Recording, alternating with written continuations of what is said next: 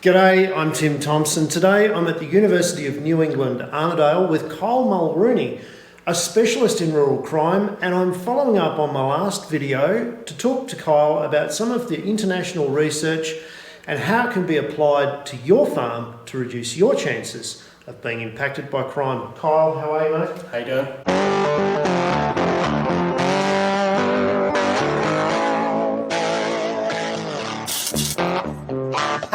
Kyle, thanks very much for being with us today, mate. You've got a pretty impressive setup on your smart farm here for the middle of a cow paddock. That's it, yeah. Get to do some pretty amazing research, but your specialty's farm crime. Yeah. What do you think are probably the top 4 or 5 things that people could do to prevent farm crime? Tim, come and have a look outside and I'll show you.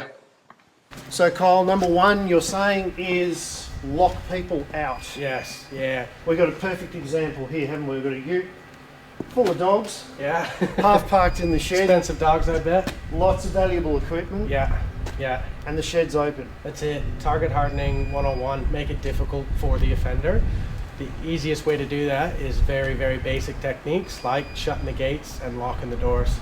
And we call that target hardening because we've got to think about creating walls for people to penetrate. That's it. We don't want to make it easy for the crooks, right? We want to make it as difficult as possible. The reason why you do that is what we were talking about earlier in terms of risk and reward. We want the offense to be risky. If the offense is risky, for instance, in this case, if it's locked, it takes much more time to enter a locked door, than an open door. That introduces risk into the offender's mind, which should introduce some, rational choice around whether they would like to proceed with this offense. So we want to make it harder, not easier. We want to increase the risk, reduce the reward. And if crooks find an easy target, is it true that they'll be more likely to come back to it? Yeah, I mean, you're talking to the police, they'll tell you that every time. They've got some great anecdotes about that. Once they find a soft target, why would you go elsewhere? I think, talking about foraging theory in criminology, that idea, if you're an animal and you've got a good place that has food, water, and shelter, you're not going to switch, you're going to keep coming back. And that's what a lot of victims unfortunately think, right? They think, okay, I've been knocked off this one time. That's the first time it's ever happened to me. Surely it's not going to happen again. I can continue. Buy a new tractor, buy new quads, all the rest of it. Yeah, that's it. And then continue with my typical behavior, which a lot of people engage in, not locking the doors, not shutting the gates, these types of things. And then they get nicked off again. So harden your targets, lock your sheds, even if you've only just gone to lunch for half an hour or you're down the back paddock checking on the cows. You don't know what's going on. All right, now Kyle, technology. A lot's being made of this. These are these fantastic little SARIS tags. I had to play with those a few weeks ago. They're a fascinating thing. It is, amazing technology. You guys have done a trial with this. We actually put them on some sheep and then you had someone steal your sheep. We did, yeah. And you were able to track the sheep to the destination for the police. Yeah, able to intervene during the offence 3 times and track and recover, And so the setup was you had these randomly on sheep in a flock, and you organised someone to come and steal the sheep. Yeah, we had a mock theft, without you knowing when that was going to occur. Right. And you got alerts and you were able to intervene and you got them every time. Yeah, so we're able to have the farmer monitor any alerts, and then inform the police of these alerts. So with the software we used, it's called Mapipedia, which is basically the kind of conduit for the data coming from the SARIS tag. We're able to actually send a publicly shareable link directly to the police. The police can then have Mapipedia in front of them, and the farmer can kind of, walk away and let the police handle it now, follow the data, try to recover the tag. So from the point of the theft, when the farmer was notified of high activity, which indicated a problem with the sheep, whether they're being attacked or mustered, and then an actual geofence breach. So they've been removed from the paddock, boom, straight to the police, and then the police take it from there, and they were successful in intervention as well as recovery. So there are some fantastic technology answers to theft and crime on farms. There are, But criminals are using technology too. You've got something in your hand that's important to talk about. Yeah, double-edged sword, drones, the internet, social media, all these types of things. Crooks can use these to case a spot, to see what types of valuables are on farms, look for easy points of entry and access. That's one of the problems. CCTV is great. If you put that at your front gate, you can get cars coming in and out, but you've got, you know, hundreds of acres and hectares of property to cover. You're not getting the camera over that. And so, you know, crooks can identify those sorts of soft areas in your perimeter and penetrate that way without being seen, without being caught. They can look at what types of goods you've got available that they'd like to steal. Because there are stories of people parked on the side of the road operating these drones, and they'll actually fly them into your shed. Yeah.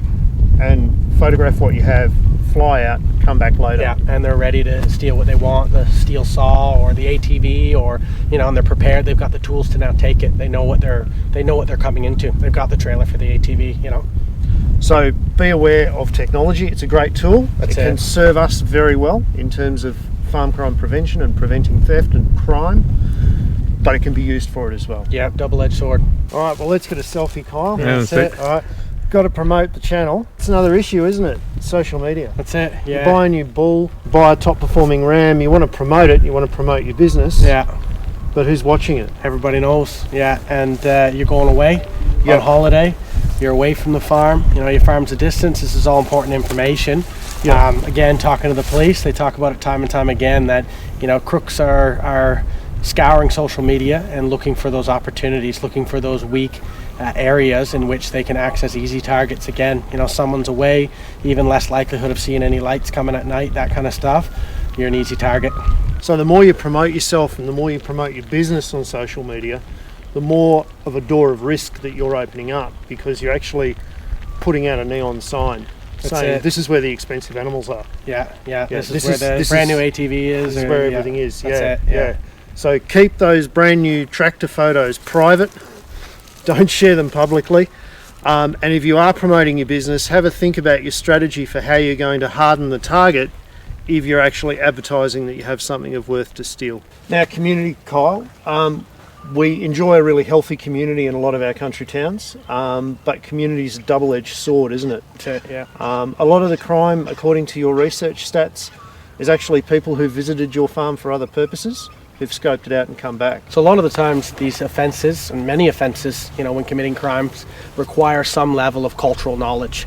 And especially so in the rural space. You know, you're not going to muster. You want to know where the shed is, where the yards are. That's how to muster cattle. Things that are taken for granted by many people in ag industries or agricultural cultures. It's required knowledge to sort of undertake a lot of these crimes. How to load cattle, these types of things. There's a hilarious video that the New South Wales Police have showed me of two guys, which of course were from Sydney, trying to steal from the cattle yards. I forget where. And you've got this CCTV of this really large truck, and it's got to take them 45 minutes. They're trying to back it up. One guy gets out, he yells at the other guy. So they switch and they keep trying. But something as simple as not knowing how to operate heavy machinery or a large truck to do it. They got away, they got caught. But it's these types of things where cultural knowledge will make the job that much faster, that much easier, and that much quicker. And if you have trades and various other individuals visiting your property, it's a really good idea to show them that your targets are hard. That's it, yeah. You want to show them that they have to unlock the shed to get to your machinery to work on it, that sort of thing. Yeah, so not to get too far down the criminological theory path, but a lot of criminological theory about urban places is about social disorganization causes crime. That means people don't know each other, people don't have shared values, these kinds of things. But what some really interesting rural criminologists have done is look at actually how social organization of rural communities, the fact that everyone knows everyone, the fact that there are dense social networks can actually facilitate crime. You know, in this case, the example you just gave, by sharing that knowledge of where certain goods are, how to access it, that level of cultural knowledge that's required to sort of access these types of goods and make good with them, to know where to sell the cattle on, how to flog off the ATVs and these types of things. It requires dense social networks and it requires cultural knowledge. And is that perhaps some of the reason why rural crime has such a low reporting rate? People are worried about what might happen to them socially at the football club if they dob on their neighbour that they suspect took their cattle. Yeah, so I think there's two things here. There is that sort of cultural disinclination to want to report or dob someone else in. Interestingly, actually, the second or third most common reason in the New South Wales Farm Crime Survey for not reporting crime was a fear of reprisal or retribution, right? Because the offender will know if you told. Do you know what I mean? There are those sort of social density problems that comes with reporting, which is why a lot of farmers will handle it themselves or get it back, a year, 2 years, 5 years later. And these types of things can actually fester and manifest into other greater crime issues. Part two is that you get these really tight social networks, which can be really helpful for protecting from crime. You've got these WhatsApp groups, you've got these friend groups where you can say, oh, there's this white ute about yesterday, just keep an eye out, make sure your stuff is safe. But what we find is the police aren't often involved in that conversation. And so this is conversations amongst families, friends, neighbors, and communities, but it doesn't help the police, if they're not privy to this type of information. Oftentimes the relationship with the police is not necessarily as healthy as it could be. Yeah. And maybe that prevents some of that reporting as well. Yeah, I think that's especially the case in the rural environment where people feel misunderstood and ignored. And traditionally there's some great truth to that, First of all, you call the police. Maybe they're not coming out to that farm that's, too many hours away. They'll take the issue over the phone. You feel a bit, slighted for that. Maybe they do send someone out and the person doesn't have a clue. Dr. Alistair Harkness has the best example of the police rocking up. You want to report some ram stall and they think you've lost a few American pickup trucks. They've got no clue. Yeah. And right away that puts up a barrier. That they don't even want to talk to you because you don't have an idea. You don't have any empathy for the personal impact, the economic impact, the psychological impact, because you think that it's, they've lost their pet or something like that. What we do see though with this New South Wales with this rural crime prevention team, and this which is a new initiative, isn't it? A new initiative about early 2018, so we're getting a bit long in the tooth, aren't we already? But COVID's kind of early for me. Yeah, exactly. Early in the scheme of policing in New South Wales. And so what you have now are experts. You have police with experts in agricultural, pastoral, aquacultural industry knowledge that can have appreciation, that have the skills, the detective skills to actually solve and address these crimes.